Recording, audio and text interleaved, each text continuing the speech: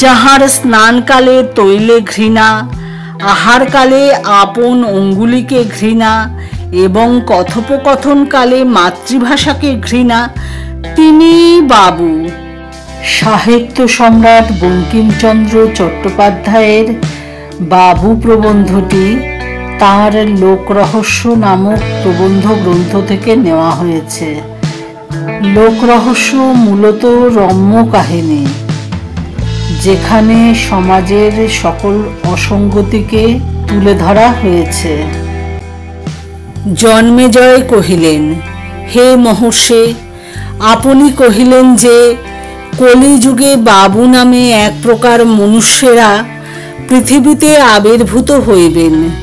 তাহারা কি প্রকার মনুষ্য হইবেন এবং পৃথিবীতে জন্মগ্রহণ করিয়া কি কার্য করিবেন, তাহা শুনিতে বড় কৌতূহল জন্মিতেছে। আপনি অনুগ্রহ করিয়া সবিস্তারে বর্ণন করুন। বৈশম্পায়ন কহিলেন, হে নরবর, আমি সেই বিচিত্র বুদ্ধি, আহার নিদ্রা কুশলী বাবুগণকে আখ্যাত করিব, আপনি শ্রবণ করুন। আমি সেই চশমা অলঙ্কৃত উদর চরিত্র বহুভাষী সন্দেশপ্রিয় বাবুদিগের চরিত্র কীর্তিত করিতেছি, আপনি শ্রবণ করুন। হে রাজন, যাহারা চিত্র বসনাবৃত, বেত্রহস্ত, রঞ্জিত কুন্তল এবং মহাপাদুক, তাহারাই বাবু। যাহারা বাক্যে অজেয়, পরভাষা পারদর্শী, মাতৃভাষা বিরোধী, তাহারাই বাবু। মহারাজ, এমন অনেক মহাবুদ্ধি সম্পন্ন বাবু জন্মিবেন যে তাহারা মাতৃভাষায় বাক্যালাপে অসমর্থ হইবেন। যাহাদিগের দশেন্দ্রিয় প্রকৃতিস্থ, অতএব অপরিশুদ্ধ, যাহাদিগের কেবল রসনেন্দ্রিয়, পরজাতি নিষ্ঠিবনে পবিত্র, তাহারাই বাবু। যাহাদিগের চরণ মাংসাস্থিবিহীন শুষ্ক কাষ্ঠের ন্যায় হইলেও পলায়নে সক্ষম, হস্ত দুর্বল হইলেও লেখনী ধারণে এবং বেতন গ্রহণে সুপটু, চর্ম কোমল হইলেও সাগর পার নির্মিত দ্রব্য বিশেষের প্রহার সহিষ্ণু, যাহাদিগের ইন্দ্রিয় মাত্রেরই ঐরূপ প্রশংসা করা যাইতে পারে, তাহারাই বাবু। যাহারা বিনা উদ্দেশ্যে সঞ্চয় করিবেন, সঞ্চয়ের জন্য উপার্জন করিবেন, উপার্জনের জন্য বিদ্যাধ্যয়ন করিবেন, বিদ্যাধ্যয়নের জন্য প্রশ্ন চুরি করিবেন, তাহারাই বাবু। মহারাজ, বাবু শব্দ নানার্থ হইবে। যাহারা কলিযুগে ভারতবর্ষে রাজ্যাভিষিক্ত হইয়া ইংরাজ নামে খ্যাত হইবেন, তাহাদিগের নিকট বাবু অর্থে কেরানি বা বাজার সরকার বুঝাইবে। নির্ধন দিগের নিকটে বাবু শব্দে অপেক্ষাকৃত ধনী বুঝাইবে। ভৃত্যের নিকট বাবু অর্থে প্রভু বুঝাইবে। এ সকল হইতে পৃথক কেবল বাবু জন্ম নির্বাহাভিলাষী কতকগুলি মনুষ্য জন্মিবেন। আমি কেবল তাহাদিগের গুণকীর্তন করিতেছি। যিনি বিপরীতার্থ করিবেন, তাহার এই মহাভারত শ্রবণ নিষ্ফল হইবে। তিনি গোজন্ম গ্রহণ করিয়া বাবুদিগের ভক্ষ হইবেন। হে নরাধিপ, বাবুগণ দ্বিতীয় অগস্ত্যের ন্যায় সমুদ্ররূপী বরুণকে শোষণ করিবেন। স্ফাটিক পাত্র ইহাদিগের গণ্ডূষ, অগ্নি ইহাদিগের আজ্ঞাবহ হইবেন। তামাকু এবং চুরুট নামক দুইটি অভিনব খাণ্ডবকে আশ্রয় করিয়া রাত্রি দিন ইহাদিগের মুখে লাগিয়া থাকিবেন। ইহাদিগের যেমন মুখে অগ্নি, তেমন জঠরেও অগ্নি জ্বলিবেন এবং রাত্রি তৃতীয় প্রহর পর্যন্ত ইহাদিগের রথস্থ যুগল প্রদীপে জ্বলিবেন। তথায় তিনি মদনাগুণ এবং মনাগুণ রূপে পরিণত হইবেন। বারবিলাসিনী দিগের মতে ইহাদিগের কপালেও অগ্নিদেব বিরাজ করিবেন। বায়ুকেই ইহারা ভক্ষণ করিবেন। ভদ্রতা করিয়া সেই দুর্ধর্ষ কার্যের নাম রাখিবেন বায়ু সেবন।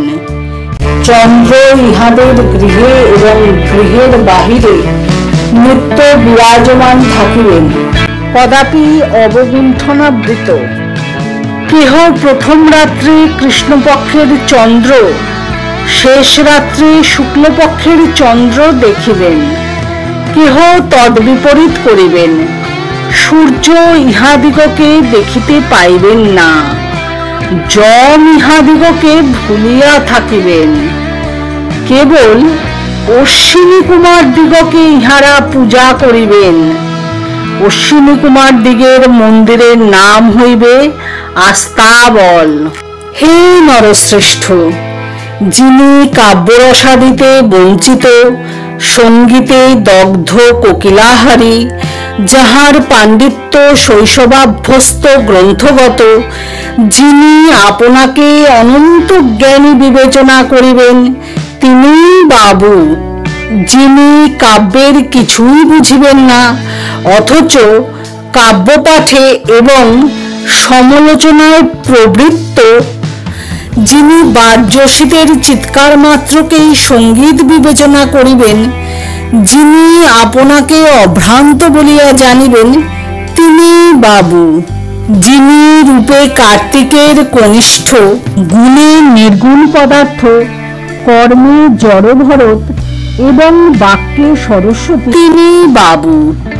যিনি উৎসবার্থ দুর্গা পূজা করিবেন, গৃহিণীর অনুরোধে লক্ষ্মী পূজা করিবেন, উপগৃহিণীর অনুরোধে সরস্বতী পূজা করিবেন এবং পাঁটাল লোভে গঙ্গা পূজা করিবেন, তিনি বাবু।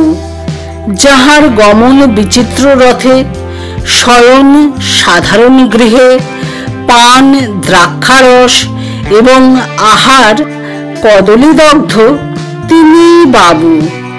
যিনি মহাদেবের তুল্য মাদকপ্রিয়, ব্রহ্মার তুল্য প্রজা শিশ্রিক্ষু এবং বিষ্ণুর তুল্য লীলাপটু, তিনি বাবু।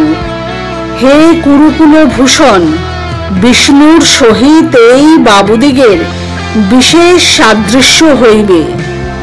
বিষ্ণুর ন্যায় ইহাদের লক্ষ্মী এবং সরস্বতী উভয়ই থাকিবেন। বিষ্ণুর ন্যায় ইহারাও অনন্ত শয্যাশায়ী হইবেন। বিষ্ণুর ন্যায় ইহাদিগেরও 10 অবতার, যথা কেরানি, মাস্টার, ব্রাহ্ম, মুৎসুদ্দি, ডাক্তার, উকিল, হাকিম, জমিদার, সংবাদপত্র সম্পাদক এবং নিষ্কর্মা। বিষ্ণুর ন্যায় ইহারা সকল অবতারেই অমিত বল পরাক্রম অসুরগণকে বধ করিবেন।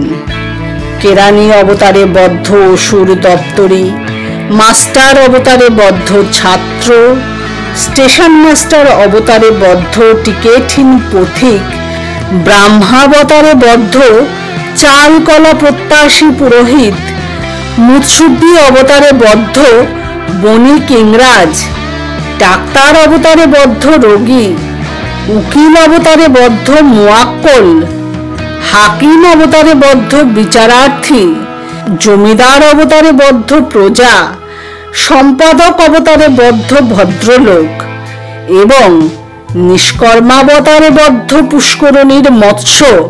মহারাজ, পুনশ্চ শ্রবণ করুন। যাহার বাক্য মনোমধ্যে 1, কথনে 10, লিখনে 100 এবং কলহে সহস্র, তিনি বাবু। যাহার বল হস্তে 1 গুণ, মুখে 10 গুণ, পৃষ্ঠে 100 গুণ এবং কার্যকালে অদৃশ্য, তিনি বাবু।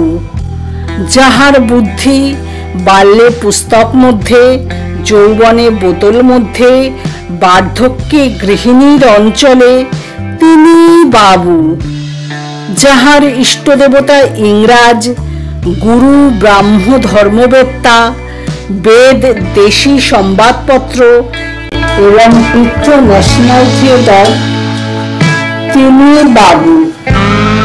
যিনি মিশনারির নিকট খ্রিস্টিয়ান, কেশবচন্দ্রের নিকট ব্রাহ্ম, পিতার নিকট হিন্দু এবং ভিক্ষুক ব্রাহ্মণের নিকট নাস্তিক, তিনি বাবু।